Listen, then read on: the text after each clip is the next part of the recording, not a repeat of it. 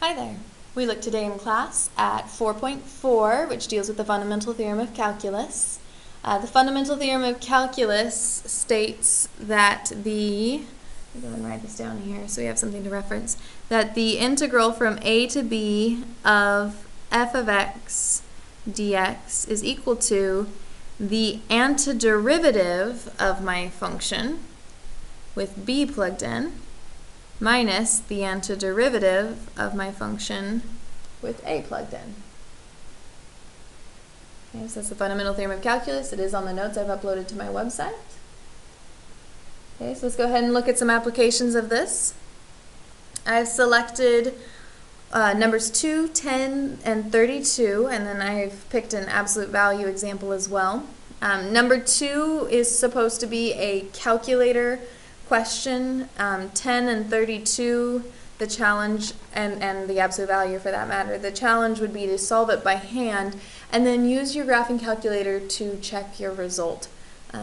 We want to make sure that we are able to do it both ways so that it doesn't matter which portion of your AP test it shows up on or which portion of your in-class test it shows up on, you're able to solve your integral. So make sure you're always practicing these by hand and in your calculator. So that you're flexible with these problems. Okay, so number 2 here, this one was entirely a calculator problem though, and it just asked us to find if the integral is negative, positive, or 0.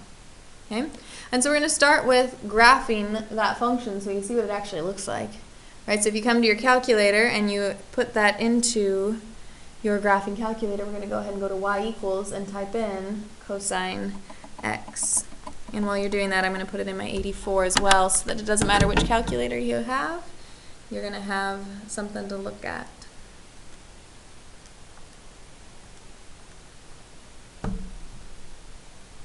So that cosine x. And then we're going to graph this. Now in terms of my window, the thing I want to make sure about my window is that 0 to pi is in there, right? Can't find the integral, 0 to pi is not there, so we do want to have a picture of what we're looking at, so I've gone ahead and put in 0 to pi in my 89. Let's go ahead and adjust my 84 here to be 0 to pi. And obviously it's fine if your window's bigger than that, but make sure you at least can see what shape you're creating, because remember, a definite integral is the area of that shape, and so we want to see our shape. Okay. And so then we're going to go ahead and graph this.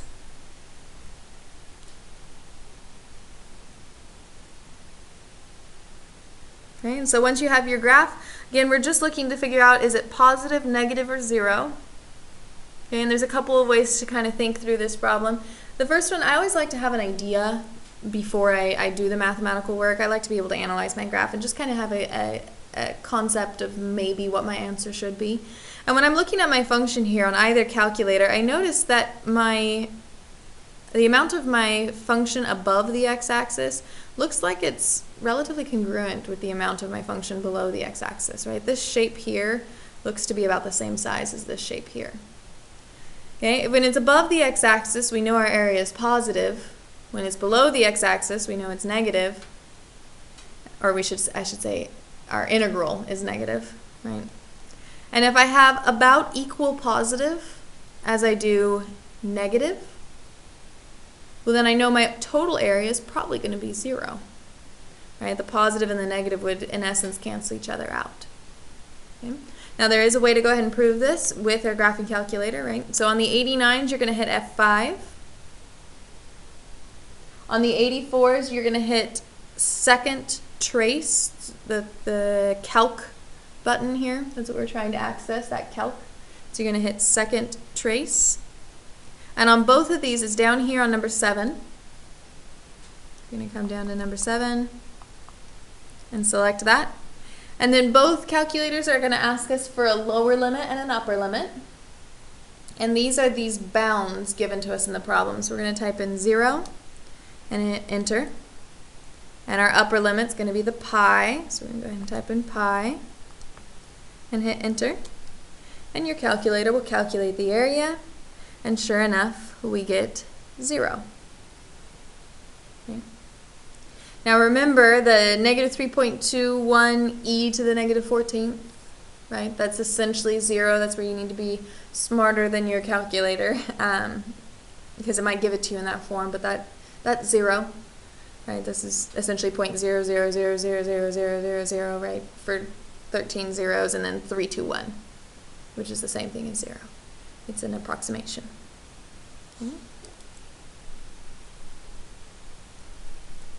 Okay, on number 10, we're going to actually use the fundamental theorem of calculus and then check it in our calculators.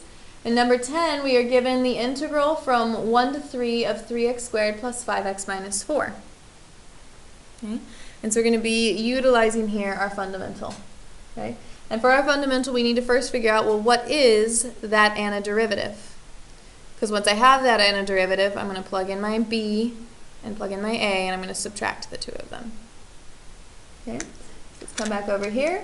Using our power rule knowledge, we're going to go ahead and take our antiderivative. Okay, we have 3x, add 1 to the exponent. 2 plus 1 is 3. Divide by that new exponent. We have 5x, add 1 to the exponent. That's 2. Divide by the new exponent. Minus the antiderivative 4 is 4x. Okay. And before I plug in, I'm just going to clean this up a little bit. That's sort of my personal preference. I don't like having extra components of my antiderivative that I might not need. And so I'm just going to rewrite this, simplifying some of the things like the 3's. And I like to pull the 5/2 outside. Again, that's just my preference. Okay. So now that we have our antiderivative, we're going to plug in our b. So we're going to plug in our 3. So we have 27 plus 5/2 times 9 minus 4 times 3, which is 12. So that's my f of b. It's 3 plugged in. And then I'm going to go minus my f of a. I'm going to go ahead and plug in the 1. So we have 1 cubed, which is 1, plus 5/2 times 1 squared, which is 1, minus 4 times 1, which is 4. Okay, and we want to make sure we put these in parentheses, especially the f of a piece, because we're minusing all of f of a. We're subtracting all of that antiderivative with a plugged in. If you don't put the parentheses around, then you need to make sure you distribute that negative in on your own. Right? But at some point, that negative will end up applied to the entirety of the antiderivative. So I put it in parentheses just to make sure I don't forget. Okay? Okay, so we're going to go ahead and clean this up a little bit. 27 minus 12, that's 15. 5 times 9 is 45 over 2. And in the second piece, 1 minus 4 is negative 3. And we have 5/2. At this point, you face a choice. You can continue to combine what's within the parentheses. You can do the 15 plus 45 over 2 and the negative 3 plus 5 over 2. Or you can distribute that negative in, this minus sign in, and that would allow these parentheses to go away, and then you can combine in any order that you chose to. And again, it's your choice. I typically like to distribute because then I only have to find a common denominator once, or in some cases you end up not having to find a common denominator at all. And so I typically opt for the distributing, but again, it's your choice. You can continue to combine these, find the common denominator and add them together, find the common denominator and add them together, and then subtract the two pieces. That would get you the right answer as well. But I'm going to go ahead and distribute. So we have 15 plus 45 over 2. Distribute in this minus. We get positive 3 minus 5 over 2. And so I can go ahead and combine now. 15 plus 3 is 18. And 45 over 2 minus 5 over 2 is 40 over 2. Which, oh, fancy that. That simplifies to just 20.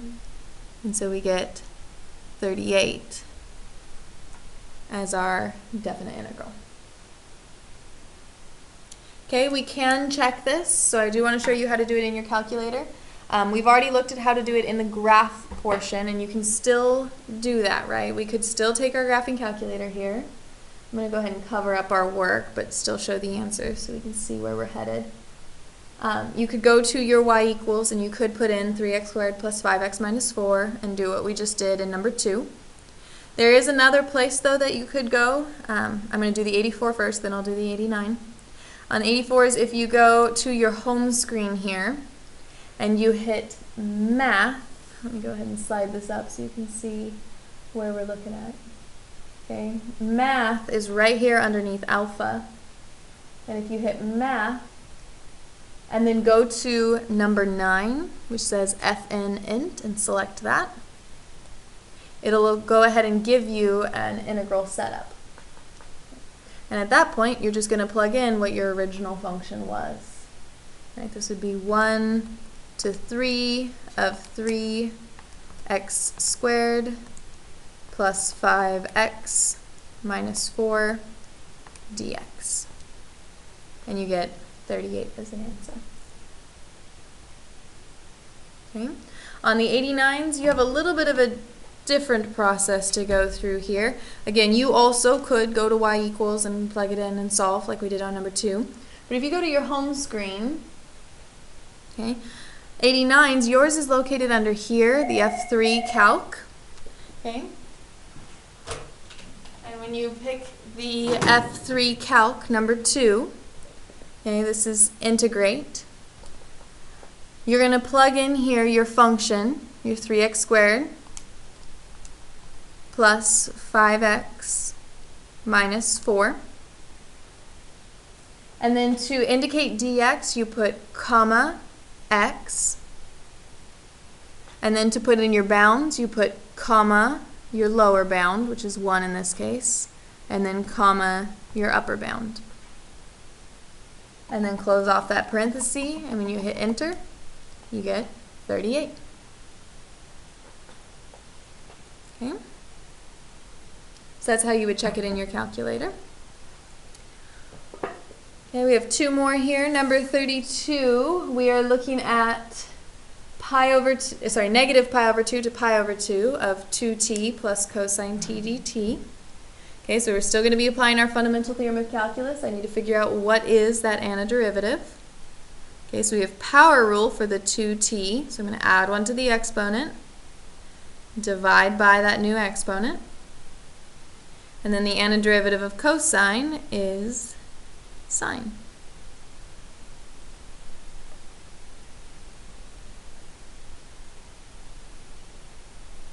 And again, I'm going to clean this up a little bit before I plug in. The 2's can cancel, so we get t squared plus sine t from negative pi over 2 to pi over 2. Okay, so now we're at the point where we're going to plug in our b and then plug in our a and subtract the 2 of them. So let's go ahead and plug in b here. We get pi squared over 4 plus sine pi over 2. Pi over 2 is that upper part of your y-axis when you're looking at your unit circle. And then you're looking at the xy coordinates. Sine always corresponds to the y. So my sine of pi over 2 is 1. Then we have minus, plug in our negative pi over 2. It's pi squared over 4. Plus, and then negative pi over 2 is the bottom part of your y-axis when you're looking at your unit circle, which would be negative 1. Okay. And so again, it's your choice as far as whether you combine in here or distribute. I'm going to choose to distribute. So I get pi squared over 4 plus 1, and then it's minus pi squared over 4. And then negative times a negative is a positive. And pi squared over 4 minus pi squared over 4 is 0, so we're left with just 1 plus 1, which is 2. And at this point, you could check it in your graphing calculator, just like we just walked through on number 10. But I'm not going to do that because I've already showed it on number 10. It would be the same steps, you just would be plugging in now the 2t plus cosine t, or 2x plus cosine x if that's how you're plugging it into your calculator. Okay? Okay, so we're now on to our absolute value example, which is the last one here. Absolute value is a little bit trickier here because to take the definite integral of an absolute value, we need to manually do what the absolute value does for us. Right? An absolute value, remember, makes a function positive. It forces whatever part of my graph happens to be below the x-axis, it forces it to now be above the x-axis. And that's what gives us the V shape that absolute value is known for, right? It pops that bottom part of your line up above the x-axis and gives us a V. Okay? And so we have to do that then. We need to make the negative part, the part that's below the x-axis, we need to make that positive. And to make a negative a positive, you multiply by a negative, right? Negative times a negative is a positive. And so that's what we're going to be doing. But that means that we need to figure out, well, what is that negative piece? Right? Because when I look at x minus 3, I don't immediately know which one's the negative part and which one's the positive part. And so I need to figure that out first. And to do that, I'm going to locate my cusp. Because the cusp is that midpoint, right? It might not actually be halfway between my interval, but it is the location where my graph changes from positive to negative. Okay? And so when I look here at this absolute value, x minus 3, my cusp is going to be located when x minus 3 equals 0. And so in this case, my cusp is located at 3. And since 3 is in this interval, we have to split our integral at that 3. Okay. And so I know one of these is the negative piece that was forced to be positive, and one of them is the positive piece that just remained positive. And I don't need to worry about that second part. Right? I need to figure out that first part, which one's which. And so to do that, I'm going to go ahead and test my number into x minus 3 and see, is it negative or is it positive? Because if it's positive, I'm good to go. If it's negative, I'm going to need to multiply it by a negative so I make it positive, so I do what the absolute value does for me. Right? Okay, so I'm going to go ahead and plug in my 1 here into x minus 3. When I plug in 1, I get 1 minus 3, which is negative 2. And I can't have a negative, right? This is absolute value.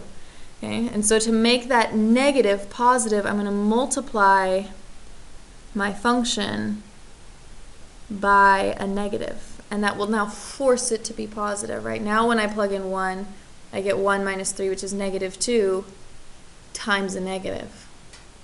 Negative times a negative is a positive, which is what I wanted it to be, right? Absolute value is always positive. When I test the other interval, when I plug in 4, I get 4 minus 3, which is positive 1. That one's already good, right? This interval here from 3 to 4, all of that's positive already, and so I don't need to multiply that by a negative. In fact, I don't want to, because if I multiply it by a negative, I'd then make it negative, and an absolute value is never negative. Okay, so now once you've set that up, you've located your cusp, you've tested a number to see, do I need to multiply it by a negative to force it to be positive, right? Or can I leave it the way it is? Once you've done all of that, now you're just going to use your fundamental theorem of calculus. You're just going to do it twice in this case, right? Okay. So for this one, I typically like to distribute my negative in before I take the antiderivative. And I'll show you why in a bit, but I'm going to go ahead and distribute that negative in. And this second function, I didn't have anything to distribute. And then I'm going to take the antiderivative here. Okay, so for this first piece, we have negative, add 1 to the exponent, divide by the new exponent, plus antiderivative of 3 is 3x. This is going to be from 1 to 3, plus, and here's why I like to distribute the negative, because at this point, since you've already found the antiderivative of negative x plus 3, well, this second one is just positive x minus 3. It's the same terms, just opposite signs. And so if you found the antiderivative of the first, you just switch the signs for the second one, right? Antiderivative of x is positive x squared over 2. Antiderivative of negative 3 is negative 3x. This is from 3 to 4. So now we're going to go ahead and plug in our b and plug in our a and subtract them both. So we have plug in the 3, so negative 9 over 2 plus 3 times 3 is 9, minus plug in the a, so we have negative 1 over 2 plus 3, so that's this first piece here. And then we're going to add to it our second piece, plug in our b. 4 squared is 16, divided by 2 is 8, minus 12. And then minus, plug in my a, which is 9 over 2 minus 9. Okay. And then again, it's totally your choice. I always like to distribute my negatives so I can combine in whatever order I want. So I'm going to go ahead and do that. This is negative 9 over 2 plus 9. Distributing my negative, I get positive 1/2 minus 3. And then here, distributing my negative, I get negative 9/2 plus 9. And so now I can combine in whatever order I'd like to. I have here a negative 9 over 2, another negative 9 over 2, so I'm at negative 18 over 2, and a positive 1/2. So negative 18 plus 1 is negative 17 over 2. And then I have 9 minus 3, so 6, plus 8, which is 14, minus 12, which is 2, plus 9, which is 11. And in this case, my denominator didn't go away, so I do need to find a common denominator so I can combine them. 11 is the same thing as 22 over 2. And 22 minus 17 is 5 over 2, or 2.5. And so that's your absolute value example. And that's fundamental theorem of calculus.